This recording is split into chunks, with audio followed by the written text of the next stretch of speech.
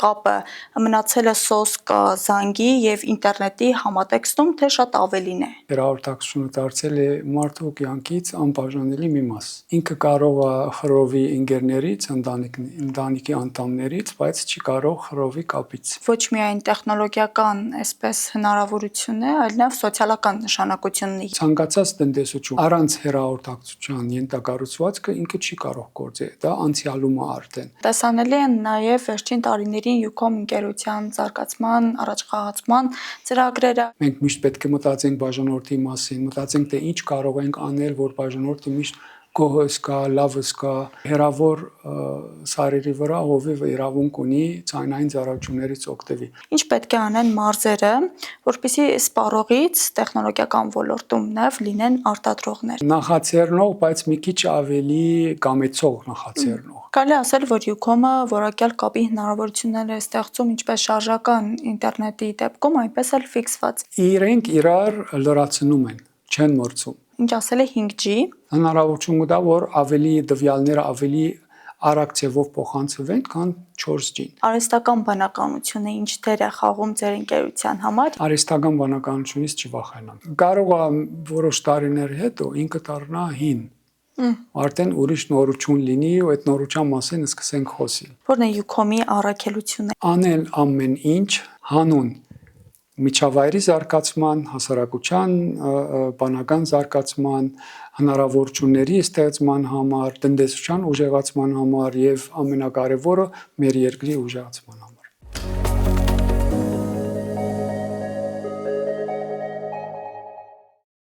Կապը որպես նոր հնարավորություն, ինչպես են ժամանակակից տեխնոլոգիաները փոխում Հայաստանի մարզերի կյանքը։ Թեման այսօր մեր ուշադրության կենտրոնում է հնարավորությունների սահմանում։ Բարև ձեզ։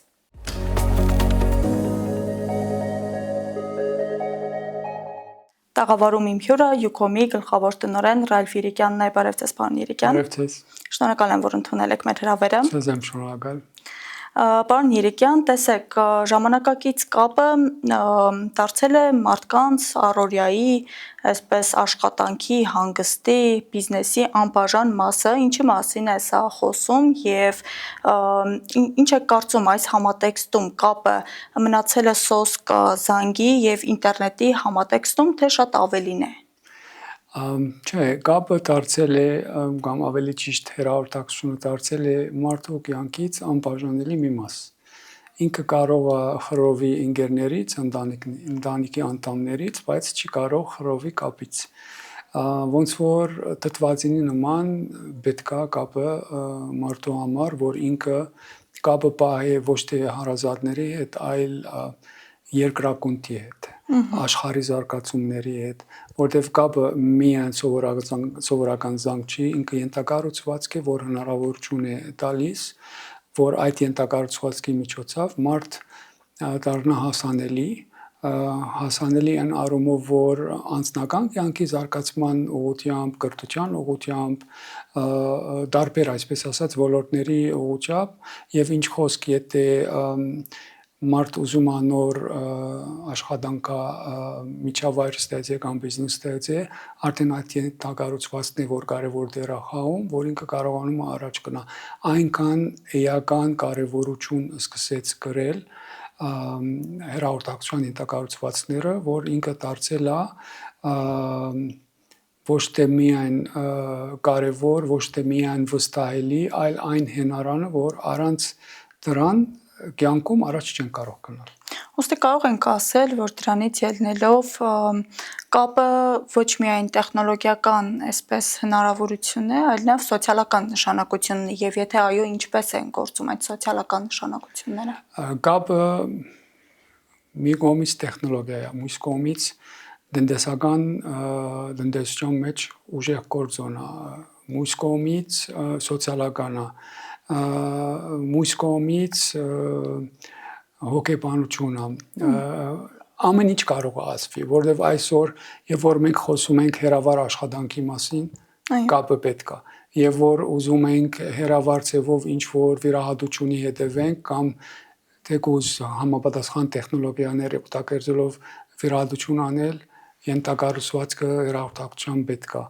այսօր առողջապահություն, կրթություն, բնաբահբանություն, այսօր բնաբահբանությունը հետևելու, պահպանելու շրջակա միջավայրին օգտագործվում է տեխնոլոգիա, որը հենված է հեռահաղորդակցության ենթակառուցվածքի վրա։ Երբ ուզում ենք անդառներում ինչ որ հետևենք վայրի բնության, այսպես ասած, արահետներին, կենդանիների արահետներին թակարդ թաքնված տեսախցիկներ կա, որ կապի միջոցով են իրենք աշխատում ու հեռավոր տարածքներից մարդիկ նստած հետևում են, հսկում են։ Այսօր ցանկացած տնտեսություն առանց այդ տնտեսության ոլորտ կամ ենթավոլորտ առանց հեռահաղորդակցության ենթակառուցվածքը ինքը չի կարող գործել, դա անցյալում է արդեն։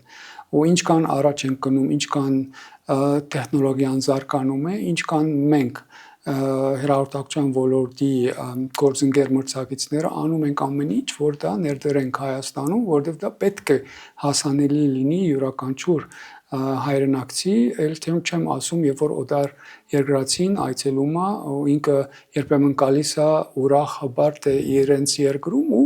անագնկալի արժևականգնում, եւ որ տեսնում է մեր երկրում թե ինչպես զարգացած է այս ենթակառուցվածքի եւ իր հնարավորությունները։ Տեսեք, պարոն Երիկյան, լավ ճանապարհը նպաստում է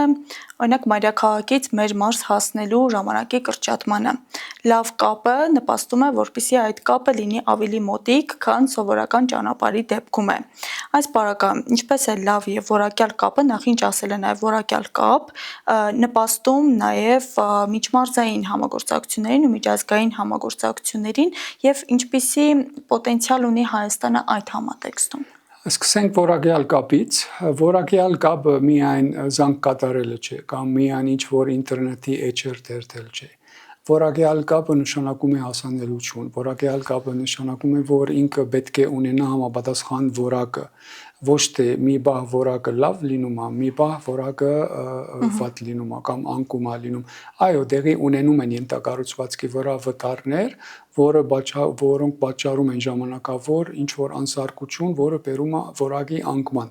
Բայց ընդհանուր առմամբ փիլիսոփայությունը այն է, որ եւ որ որակից ենք խոսում, մենք պետք է ապահովենք կայունություն։ Պետք է օգտագործողը ծառայությունների լավ զգա, որ ինքը կայունություն է զգում եւ որ ինքը միանում է ինչ որ մի հերավար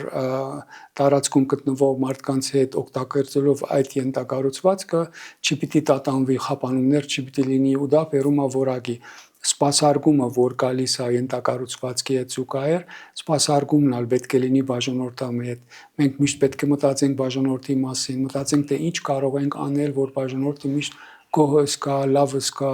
ուրախը զգա, ուզենա նորից այցելել մեր սպասարկման կենտրոնները, որովհետև միայն ծառայությունը մենակ բավարար չէ։ Պետք է դարայալ զուգահեռ հետը քայլի իր հետ այդ փայլուն ձևի սպասարկումը, որտեղ բաժանորդին պետք է տնել մեր գլխի վերևը, որտեղ այնտեղ է բաժանորդի տեղը, ես դա ասում եմ մոտավորապես այսպես, որ պատկերացնենք, թե ինչքան կարևոր է հաճախորդը եւ ինչքան կարևոր է հաճախորդամետ լինել մտածելակերպով եւ աշխատանքավոճով, որը միևնույն ժամանակ կպարտադրի ենթակառուցվածքի վրա միշտ աշխատանք կատարել եւ միշտ լավացնել եւ միշտ ընդլայնել եւ միշտ նոր տեխնոլոգիան բերել ու գիրառել ենթակառուցվածքում ոլորտում եւ երկրի համար եւ տնտեսության եւ երկրի համար։ Հիմա մյուս կողմից հերավար ասեցիք։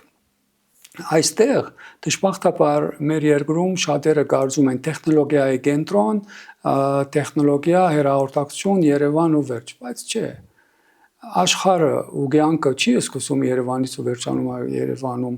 Մենք ունենք 10 մարզեր, մենք ունենք շատ քաղաքներ, 48 քաղաք ունենք, ել չեմ ասում մոտավորապես 1000-ի մոտ գյուղեր, շատ գյուղեր ունենք, մեծ, միջին, փոքր, սահմանամերձ կոդիներ ունենք եւ այնտեղ մարդիկ պետք է զգան, պետք է ունենան, պետք է վայելեն այս որակի եւ որակով օժտված ենթակառուցվածքի հնարավորությունները։ Ժամանակին ասում էինք, ես էի ասում, որ հերավոր սարերի վրա հովիվը իրավունք ունի ցանային ծառայություններից օգտվի։ Այսօր ես ասում եմ, հերավոր սարերի տարածքներում թեկուզ նույն հովիվը իրավունք ունի ենթակառուցվածքի հնարավորություններից օգտվի։ Ցանկացած ինչ ծառայությունից ուզում է որ օգտվի, նայած ինքը ինչ ուզում է եւ ինչ ուզում է անի, որովհետեւ այսօր ենթակառուցվածքը եւ դրա վրա նստած տեղադրված տեխնոլոգիաները այնպիսի հնարավորություններ են տալիս, որ կարող է փոքր համակարգիչով ինքը բացի միանա եւ համապատասխան գործերը, այսպես ասած, հերավար անի։ Հովիվ է կամ ոչ հովիվ է, այլ ուրիշ մարդ է, այսպիսի հնարավորության հասել ենք եւ մարզերը պետք է հավասարվին եւ հավասար պետք է մոտեցվի իրենց ոնց որ ինչ անում ենք մայրաքաղաքում, որտեղ երկիրը միայն մայրաքաղաք չէ, երկիրը բոլորով ամբողջական է։ Եվ այդ պատճառով է որ մենք 5G-ն սկսեցինք մարզերից եւ չսկսեցինք Երևանից, որտեղ այնտեղ հատուկ պատկամ կար, որը ասում է, որ Հայաստանը միայն մայրաքաղաք չէ, Հայաստանը բոլորովին է, բոլոր տարածքներով է եւ մենք սկսեցինք, ավարտեցինք մարզերը ու վերջը մտանք Երևան եւ Երևանում 5G ցանցը կառուցեցինք։ Նախքան 5G-ին անդրադառնալը նման մասշտաբի ցանց ստեղծելը որքանով է նպաստում կրթության բարելավմանը, ինչու՞ չէ նաեւ բիզնեսի այսպես առաջխաղացմանը։ Ինքը նպաստում է բոլոր ոլորտներին, որովհետև այսօր կրթությունը օգտագործում է հեռահաղորդակցության ենթակառուցվածքների հնարավորությունները, որ հերավար ինչ որ դասավանդումի, դասախոսության, ինչ որ երբեմն լաբորատորիաներ, ինչ որ երբեմն հատուկ առարկաներ դասավանդելու համար եւ միան կրթությունով չի սահմանափակվում, ոնց որ թվարկեցի առողջապահությունը, բնապահպանությունը ու ավելին, մի քիչ եթե ավելի խորացնենք այս միտքը, այսօր հեռահաղորդակցության ոլորտը կամ ենթակառուցվածքը առանցին չի կարա եւ ինքը չի ստեղծվել, որ միայն իր համար աշխատի։ Այստեղ բավականին սերտ համագործակցություն պետք է ունենա մասնավորը ու պետականը, որտեղ պետականում շատ հերանեկարային ծրագրեր կա, որը կարիք ունեն հենվեն հեռահաղորդակցության ոլորտի ենթակառուցվածքների վրա։ Այստեղ փոխադարձ համագործակցությունը եւ աշխատանքը միանշանակ, դա նշանակում է համախմբվում մի գաղափարի շուրջ, որտեղ մասնավորը դնում է իր լուման, այս դեպքում հեռահաղորդակցության ենթակառուցվածքն է եւ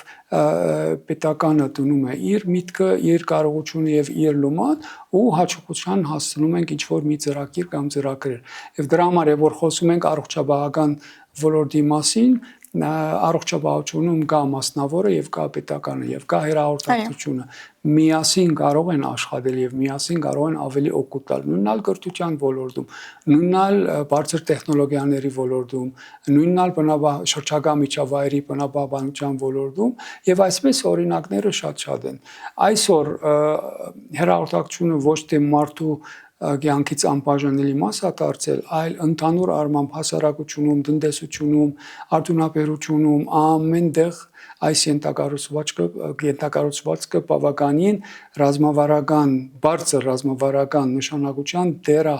ունենում ու խաղում ու միասին համագործակցելով բայլուն ձևով այս ենթակառուցվածքի հնարավորությունները կարող է օգտագործվի ի օգուտ ոլորտների տնտեսության, հասարակության եւ երկրի։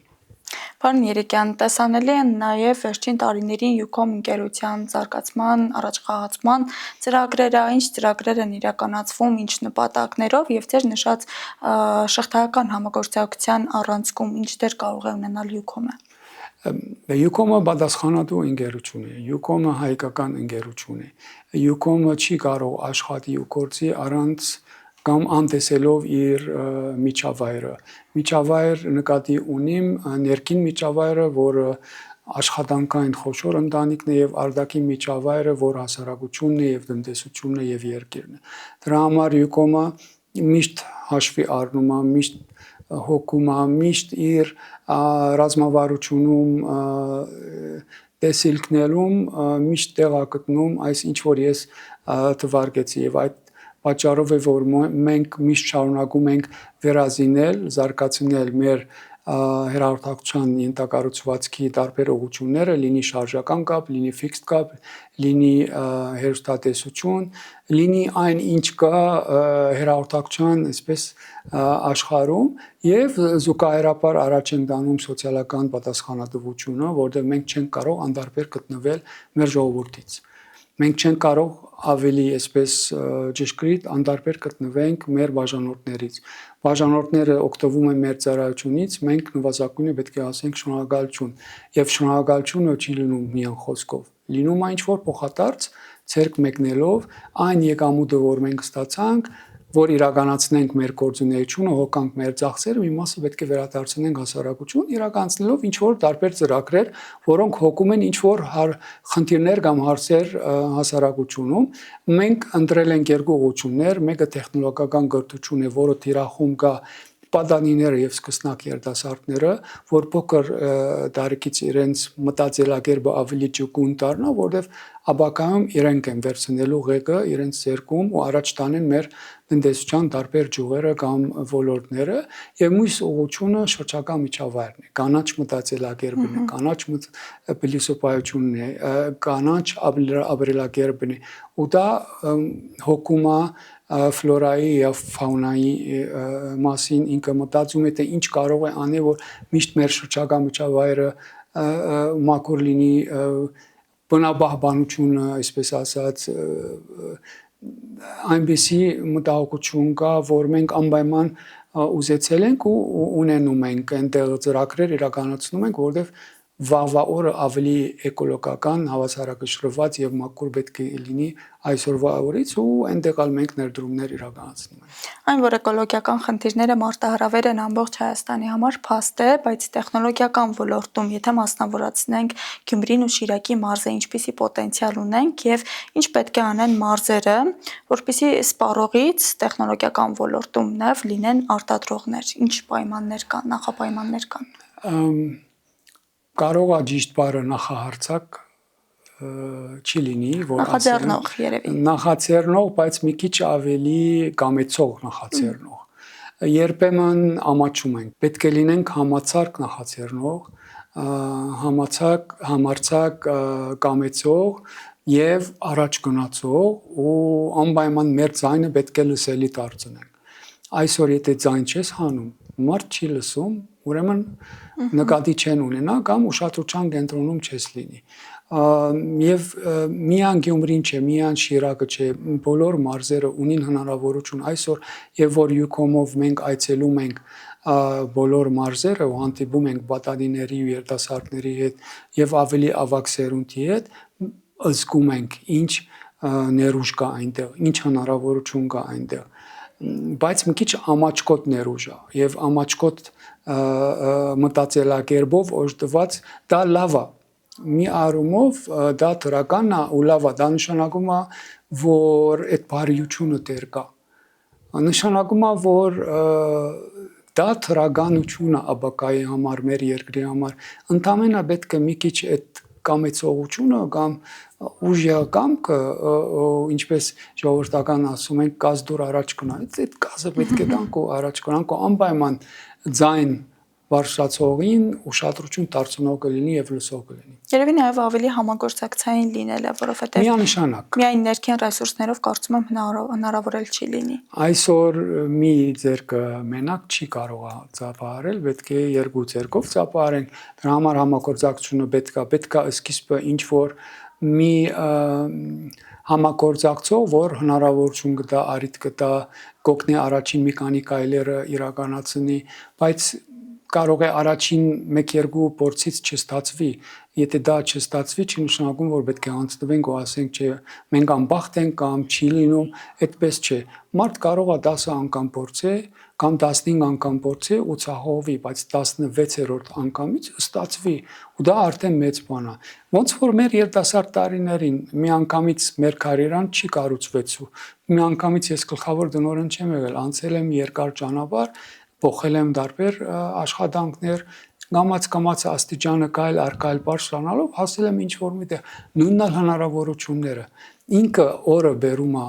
շատ հնարավորություններ կարող է տեսնենք կարող է չի տեսնենք բահի տակ կարող է մեկին ուշադրություն դարձնենք ու փորձենք եւ կարող է չստացվի եւ կարող է դասնյակ անգամներ չստացվի բայց վերջում անպայման կստացվի Ստացվեց նաև 5G-ին բերել մարզեր, ինչ ասել է 5G Եվ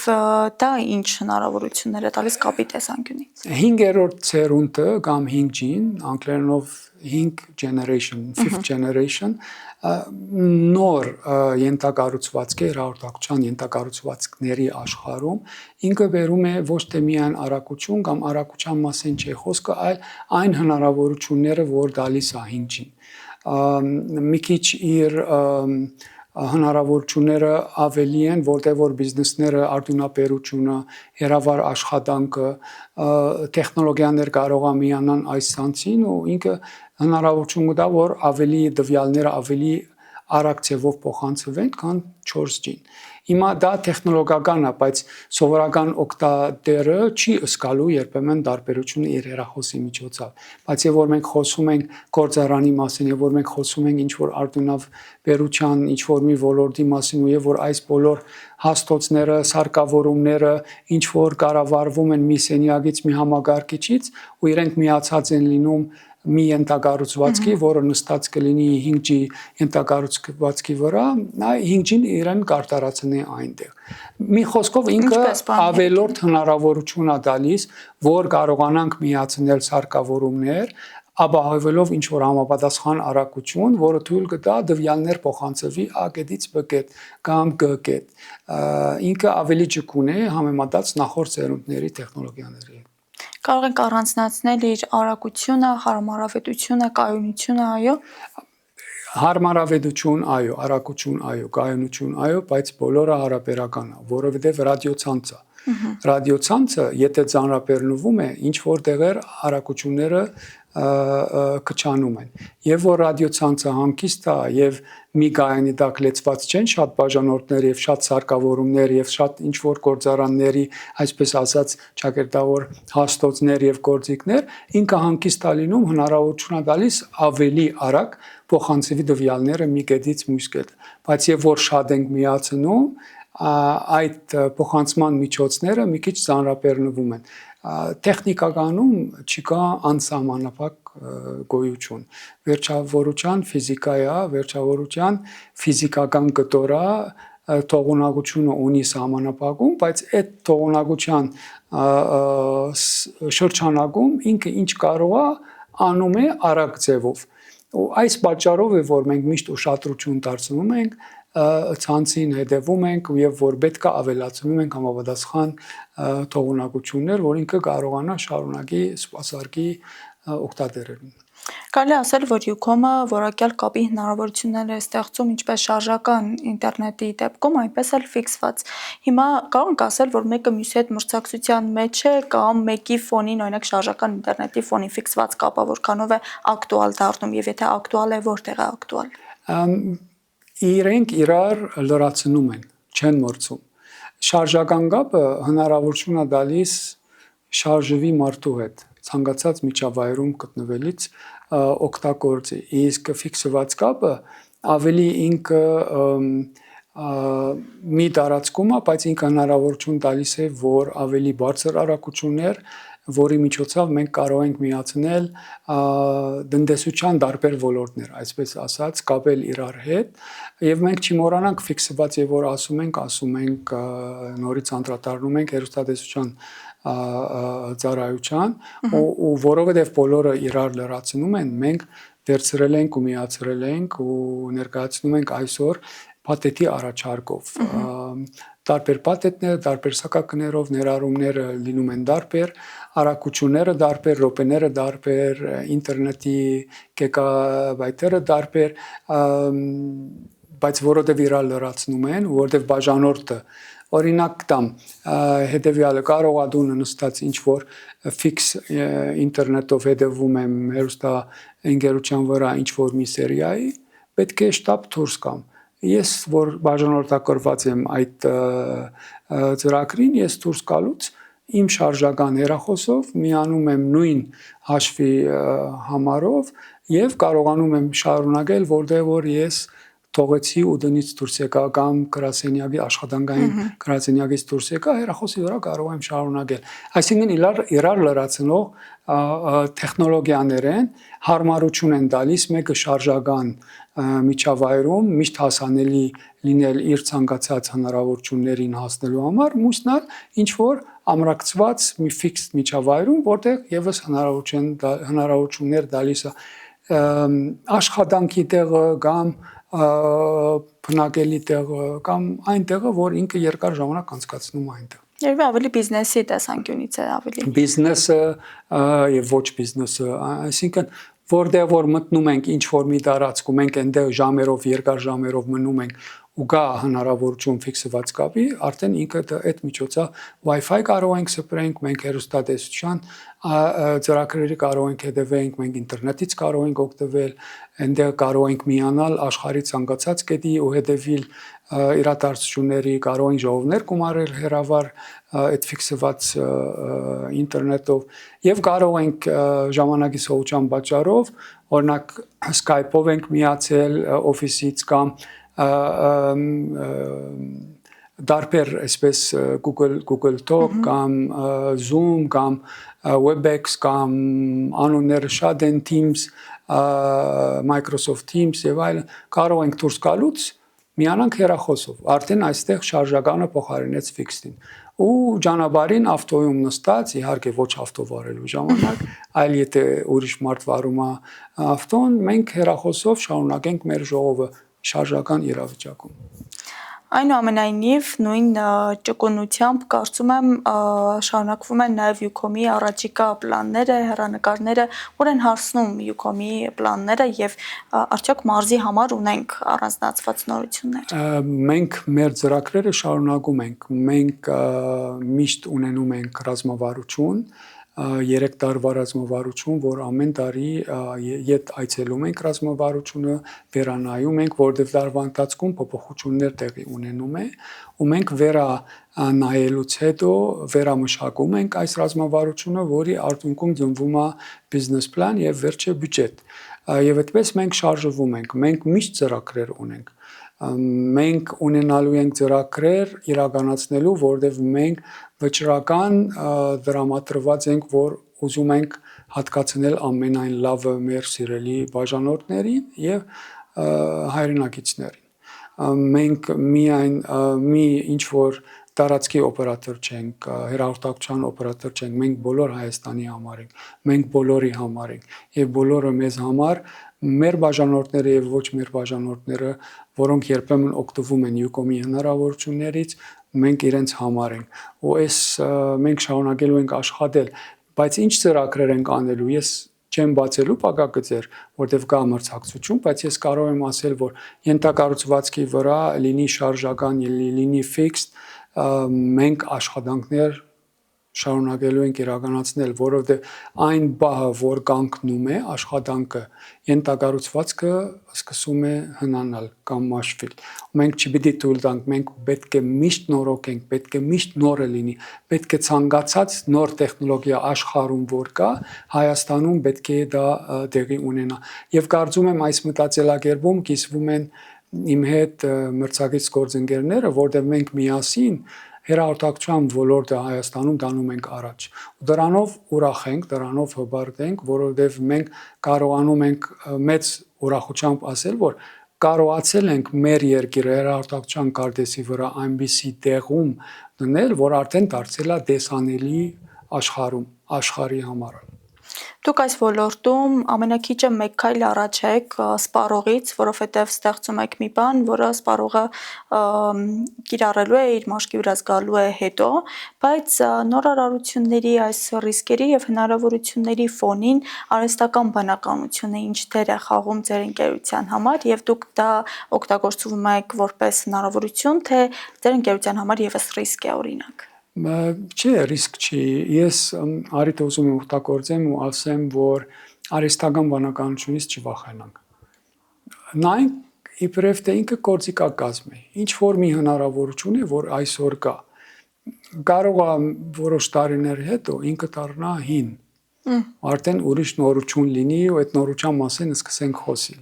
Ինչպես ժամանակին եւ որ շարժական կապը սկսեց, վերջը սկսեցին տուջուից խոսել, վերջը տուջին դարձավ 2.5G, 3, 3.5 ու մարդ չէր մտածի, որ 5-ը կտեսնենք ու ես ասում եմ շուտով 6-ը կգա, հետևից 7-ը կգա, այս մարդկությունը զարգանում է, տեխնոլոգիան զարգանում է, տեխնոլոգիան զարգացնում է մարդկության այսպես զարգացումը եւ փոխադարձաբար ճիշտ է։ Արհեստական բնականությունը մի գործիքակազմ է, որը ստեղծել է մարդ։ Ու մարդը ինքը լցնում է համապատասխան տեղեկություններով, որովհետև այսօր կա տարբեր տեսակի արհեստական բնականության ծրագրեր, հավելվածներ